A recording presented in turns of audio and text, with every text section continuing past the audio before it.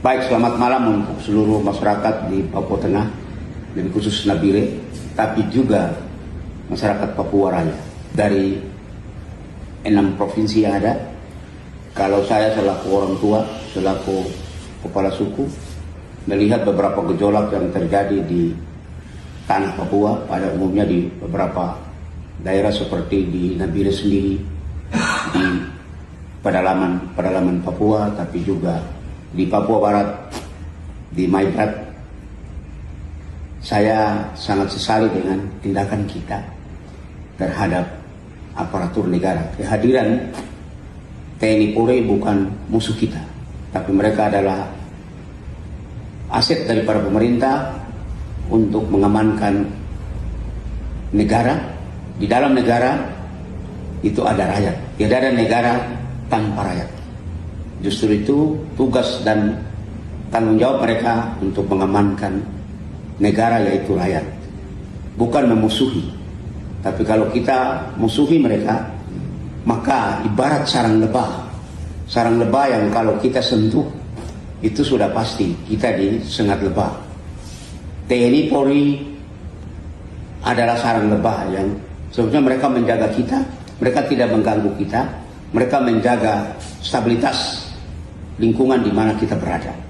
Jadi kehadiran, saya sangat bangga dengan kehadiran TNI Polri untuk menjaga.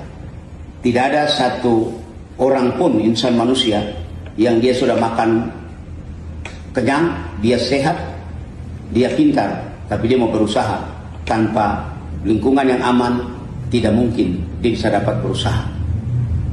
Justru itu kehadiran TNI Polri sangat tepat sekali untuk bagaimana bisa melindungi segenap tumpah darah di persada Nusantara. Peristiwa di Maibrat, saya selaku kepala suku dari Kepulauan Mora berpesan untuk anak-anak. Mayoritas orang Papua, kita orang Papua ini mayoritas Kristen. Apalagi ini di minggu-minggu kesengsaraan menjalani Paskah, mari kita hayati arti Paskah yang sebenarnya.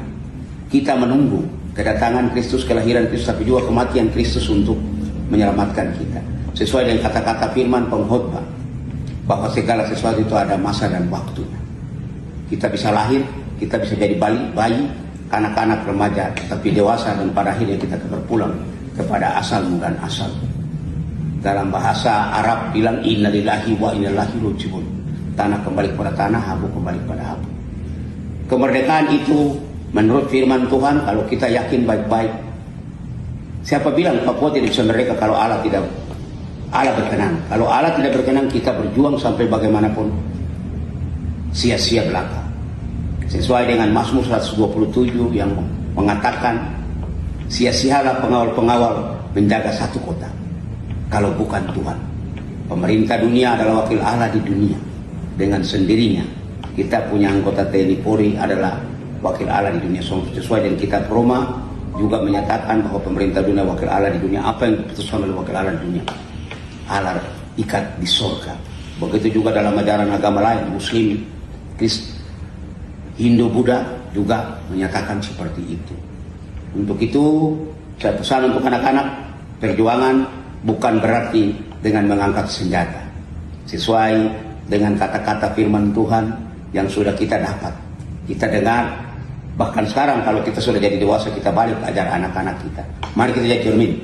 Sebagaimana bangsa pilihan Allah, umat Ibrani yang ditahan, diperbudak di Mesir, dan mereka keluar, mereka disertai oleh Allah. Kalau kita orang Papua sungguh-sungguh berbakti kepada Yang Maha Kuasa, kenapa tidak Allah bisa memberikan satu kemerdekaan bagi kita?